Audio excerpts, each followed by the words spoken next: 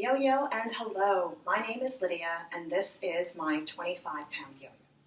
Now this channel is all about my story as a chronic yo-yo dieter.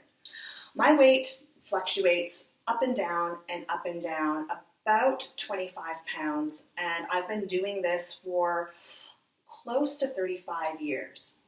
Now I started dieting very young. I was only 8 years old, and it started with the best of intentions from a mother that just wanted me to drop a few pounds to feel better about myself. Well, this cycle started then and continued on throughout my adolescence, through my 20s, my 30s, and now at 42, I still haven't figured it out. I'm still struggling with this yo-yo. I watch a lot of YouTube content, and I found many stories about either people that are journaling their weight loss, and you watch them every week and see how they're doing, or there's stories about people that already have lost weight, were successful, and you see their advice of how they did it. And then there's also that area of fitness experts, so dietitians and personal trainers that can share with you how to lose weight and how to get fit, even though most of them never had to do that struggle themselves. We know that most people are not successful with keeping the weight off once they lose it. However, these people tend to disappear from the internet once they start to put the weight gain back on. I know it's a very dangerous thing to lose weight on the internet because there's that expectation that you have to keep it off. I would rather just talk about this journey, about how, for me at least, it has gone up and down, and repeatedly up and down. There is a chance that I will be journaling another one of my weight loss adventures. That is a complete possibility because I do not think I have outgrown this.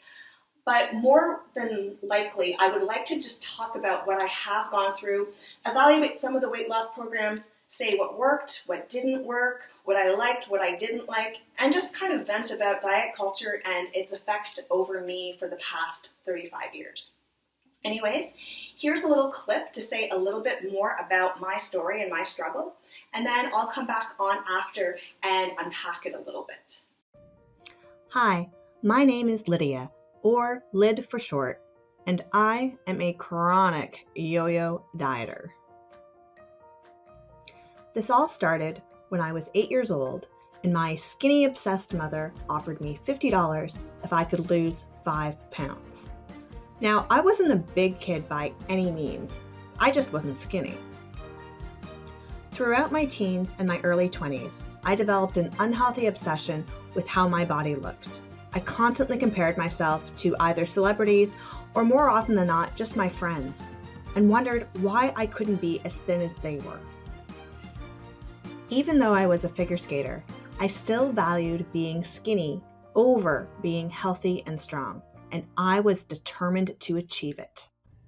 But even with the determination, I could never stick to it long term, and as a result, my weight started to bounce up and down and up and down. With every bounce up came a new diet to work the weight back down, and I think I tried pretty much all of them. To give those diets credit, I pretty much was successful at all of them. I could almost always get myself to goal. The problem is, none of them were sustainable. I could never keep the weight off. After I got to goal, it wasn't long before I put the weight back on. The more I dieted, the bigger the weight range would swing. By the time I was 30, I was routinely swinging up and down about 25 pounds. I think young me would have thought that 42-year-old me would have had this all figured out by now. But sadly, I do not. I am still chasing that perfect body. Oh well. I guess I'll just have to settle for all the great weight loss stories I have to share. Okay, so there you have it. That's a little bit about me. Now, there's a lot of things I'd like to unpack from that little clip. The first one I'd like to talk about is the fact that I started dieting really, really young. Now, I don't hold any ill feelings towards my mom for helping me when I was younger. I just wanted to drop a few pounds. I felt pudgy. I didn't understand why I didn't look like my little friends, and she thought she could help me. My mom has always been a very strict calorie counter and a step counter, and she really thought that it would just help me if I could drop a few pounds, and maybe I would start to look a little bit more like my friends, and then I wouldn't feel so self-conscious about being a little bit pudgier, having pudgier thighs and having a bigger bum than most of my little friends. Now, one of the things that was very dangerous about this, and this carried all the way through my childhood and my teens, and I don't think it was until I was in my mid-20s that I started to realize that maybe some of this is genetic. Maybe this is just how my body is shaped. I could diet and diet and diet, and my legs just wouldn't shrink. I would lose weight in other places, but I wouldn't notice that because I was so focused in on my thighs. Whereas a lot of my other friends, I found out much later, they actually either weighed the same as me, and a lot of them weighed more than me. They just had fat in different places. I just didn't notice that because I was zeroed in on my problem area, which it was the thicker legs. And my mom is not an educated diet or healthcare professional. She didn't know. She just thought, work harder and you'll get that body. But we're all made differently. And me at one weight is not going to look like you at the same weight. We're just made differently. So that was a big issue that I don't think I started to understand until later. The problem is that even in my mid-20s or so, when I started to understand it, I wouldn't accept it. So even though I understand that genetically I am not dispositioned to get those tiny legs, I am still going to try. I'm still trying to find what is the magic exercise or diet that's going to get me there.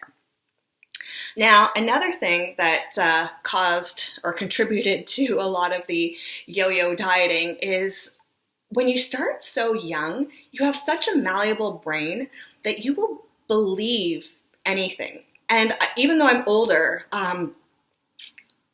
I still get suckered into believing that there are magic ways to get to goal, that there is a magic diet plan. Maybe there's a magic pill. Maybe if I follow my favorite influencer's exact diet and exercise, I will look like that too.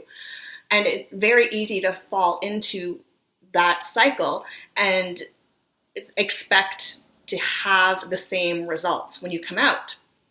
And that's just not going to happen.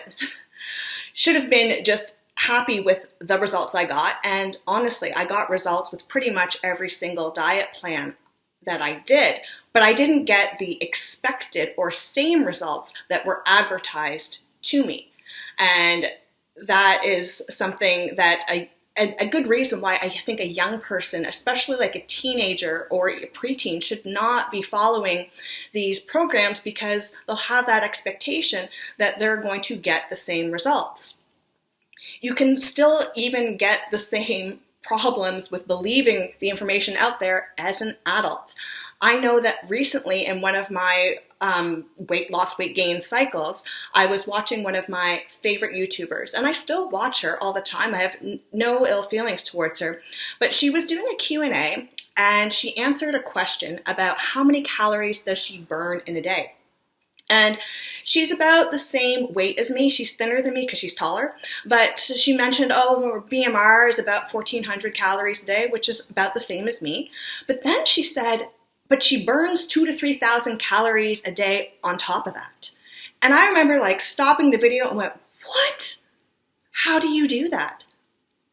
How do you burn 2,000 to 3,000 calories a day on top of your BMR? Because at that time, I was exercising probably about 3 hours a day, and my Apple Watch was not coming anywhere near that. I would be lucky to get to 1,500, and that was pushing it.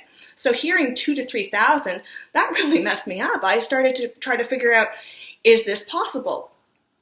I need to find a way to burn more.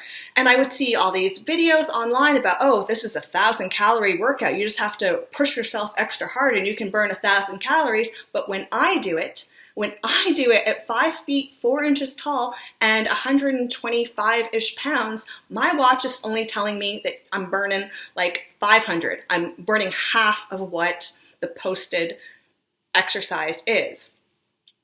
So believing all that information can be very harmful because you have this, it fosters into the expectation that you're going to be able to lose more weight than is possible.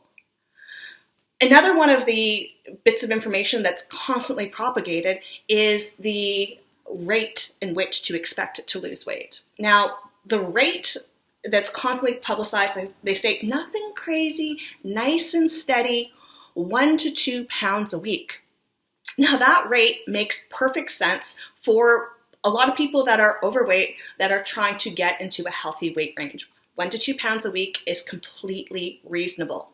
It is not reasonable for those of us who are already in considered the healthy weight range that are trying to drop, let's say between 5 to 15, maybe 20 pounds.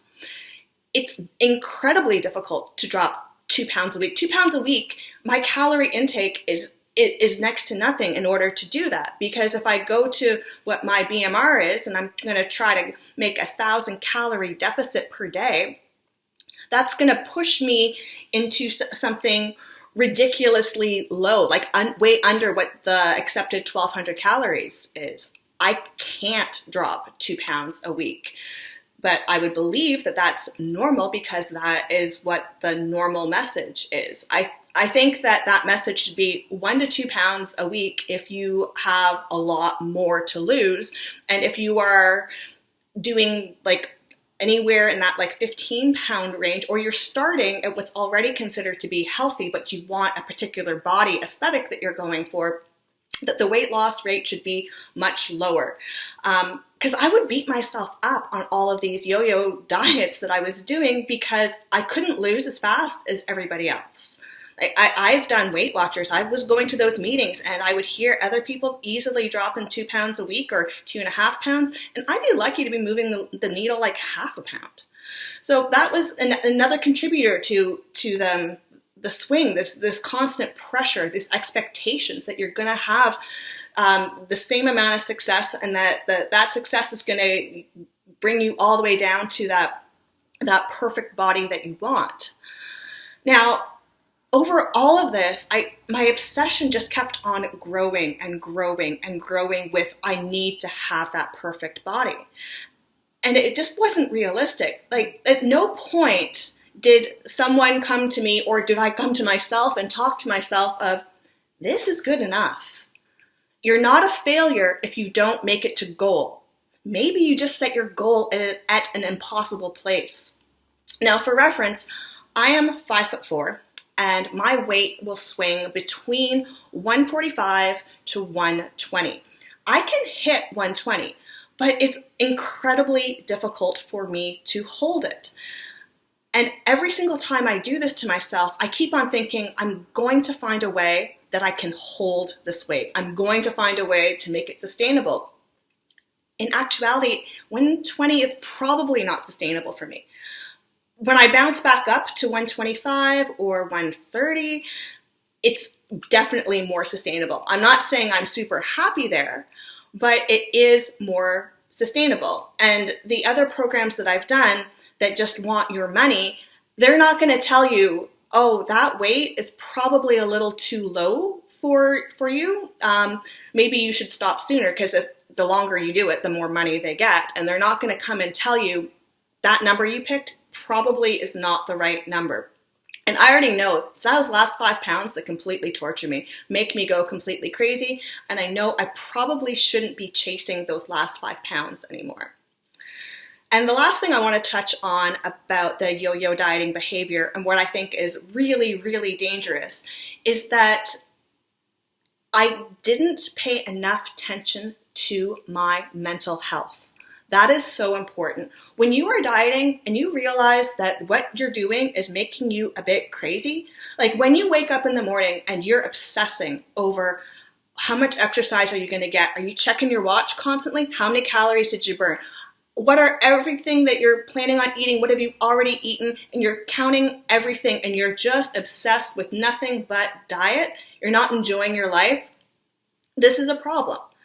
And I just always thought I need to be more disciplined. That was every time I'd fail, I felt I needed to be more disciplined. And that wasn't the truth. I probably needed just to take a step back and let myself be for a bit and not obsess over it, because the amount of mental stress that each of these diet cycles has put on me has been insane. I'm not saying that I am done with dieting. I probably am not. I think I'm still seeking the right plan for me that's going to help me not yo-yo quite as much as I have been, or find something that is sustainable. But these are just a couple of the points that I'd like to make about my own struggle and my own journey, and what I think might have been some of the bigger contributors to the yo-yo cycle constantly going. Anyways, until next time, yo-yo and let's go.